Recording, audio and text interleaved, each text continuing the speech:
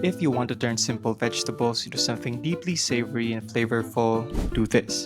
Today we're making pinakbet, one of those Filipino dishes that proves vegetables don't have to be bland or boring. Let's start preparing our ingredients. First, let's slice 500 grams of pork belly into bite-sized pieces. If you want a lighter version, you can use a leaner cut like pork kasip or skip the pork entirely and just add a little more oil while sauteing. To make sure the pork is flavorful, I also like to season it lightly with salt and freshly ground black pepper. Just go easy on the salt because we'll still add bagoong later. If your bagoong is on the saltier side, you can skip this step. Next, let's prepare the aromatics, starting with the garlic. I like this dish extra garlicky like most Filipino dishes, so we'll be using 5 cloves, around 15 grams. But if you want a milder garlic flavor, you can tone it down to 3 cloves. Finally mince the garlic, then set it aside. Next, we'll need 2 medium-sized red onions, around 60 grams. The onions will add a bit of natural sweetness to the base and help balance the saltiness of the bagoong later. Slice them thinly or julienne them. After slicing, set them aside. Next, we'll need 4 medium-sized tomatoes, a little over 200 grams. Cut them into small cubes or any similar size that helps them cook down faster. The tomatoes will add a bit of acidity to balance the richness of the pork and the saltiness of the bagoong. After chopping, set them aside. Alright, time to cook. Heat up a large pot over medium to medium-high heat. Once it's hot, add the pork belly and let the fat render. We're gonna use that rendered fat to saute the aromatics in a moment. If the pork you're using is a bit lean, you can add a small amount of cooking oil to help it saute properly. Once the pork is nicely browned and the fat is rendered, add the garlic. Saute it for a few seconds just until fragrant. Right away, add the onions to help prevent the garlic from burning. You can also add a bit of ginger here for extra aroma, but this time I'm skipping it. Cook the onions until they soften and turn slightly translucent. Next, add about 2 tablespoons of bagoong or shrimp paste. Saute it with the pork and the aromatics so the flavor blends into the base. I'm using homemade ginisang bagoong because that's what I have, but you can also use regular bagoong alamang. For a more traditional Ilocano-style pinakbet, bagoong isda is commonly used instead. This recipe is closer to what many of us know as Pinakbet Tagalog, where bagoong alamang or shrimp paste is often used. Next, add the chopped tomatoes. Saute them until they soften and start to release their juices. Once the tomatoes have softened, add around 400 ml of water. This will help tenderize the pork and give us enough liquid for the vegetables to cook in later. Next, this is not traditional, but I like to add 1 tablespoon of oyster sauce for an extra umami boost. You can skip this if you want a more classic flavor. Give everything a good mix, then simmer until the pork is tender, around 25 to 35 minutes. While that simmers, let's prepare the rest of our vegetables, starting with the squash. Pinakbet is traditionally associated with the Ilocos region, and the name is said to come from the Ilocano word pinakbet, meaning shriveled or shrunken. The name basically describes what happens in the pot. The vegetables cook down, shrink, and soak up all that savory flavor. For this recipe, we're using around 800 grams of raw kalabasa, which gives us about 600 grams once cleaned and peeled. Slice it into medium-sized pieces so it becomes tender without breaking down too much later. Once done, set it aside.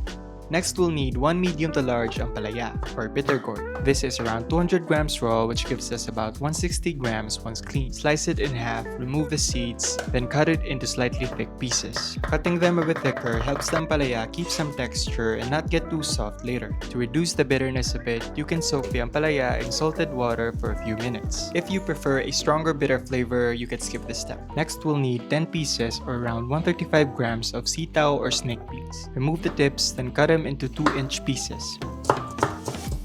After cutting, set them aside. Next, we're gonna need 160 grams or 10 pieces of okra. Trim the ends, then slice them into bite-sized pieces. Others like to leave the okra whole to reduce the slimy texture, so you can do that too. Next, we'll need 3 medium-sized eggplants, about 300 grams. Remove the stems, then slice the eggplants diagonally. Sliced eggplant browns quickly when left out in the open, so if you're not cooking them right away, place them in a bowl of water to keep them fresh. After about 30 minutes, the pork should be more tender and the base should be more flavorful. Traditionally, Ilocano-style pinakbet is often cooked by layering the vegetables in the pot, usually starting with the tougher vegetables and ending with the ones that cook faster. If you want, you can follow that route and layer everything together. But for this version, I'm adding the vegetables with a little timing. I know pinakbet means shriveled or shrunken, but personally, I still like my vegetables to have a little bite. So we'll start with the kalabasa first, since it takes longer to soften. Cover and let the kalabasa cook for 5 to 7 minutes or until it starts to soften around the edges. Halfway through, give it a good mix so the kalabasa cooks evenly and gets coated in the sauce. After about 5 minutes, add the sitaw. Give everything a good mix, then cover and let it continue cooking. If you're enjoying this recipe so far, don't forget to subscribe for more Filipino home cooking videos. We share new recipes every week. For the full list of ingredients and their approximate cost, stay until the end of the video or jump ahead using the timestamps in the description. After about 3 to 4 minutes or once the sitaw is slightly tender, add the eggplant or the okra. I added the okra first because the ones I got were a little older and tougher, so they needed a little more time. After about 2 to 3 minutes, add the eggplant. If you soaked the eggplant in water earlier, make sure to drain it first before adding it into the pot. Next, add about 4 pieces of red and green chilies, or siling haba. If you want it spicier, you can use siling labuyo instead. Lastly, let's add the ampalaya. Ampalaya has a strong bitter flavor, and if it cooks for too long, that bitterness can spread more into the sauce. So adding it near the end helps keep that bitterness balanced. Gently mix, then cover and let it cook for another 2 to 3 minutes or until the vegetables are tender but not mushy. At this point, taste the dish and adjust the seasoning to your liking. I added a little more salt and freshly ground black pepper. Just remember to taste it first before adding more salt because the bagoong can already be salty enough. Pinakbet can look a little different from household to household. Some versions have fish, some have pork, and others are purely vegetables cooked with a bagoong base. But no matter the version, pinakbet is always best with a steaming cup of rice. So let's give it a taste and see how it turned out.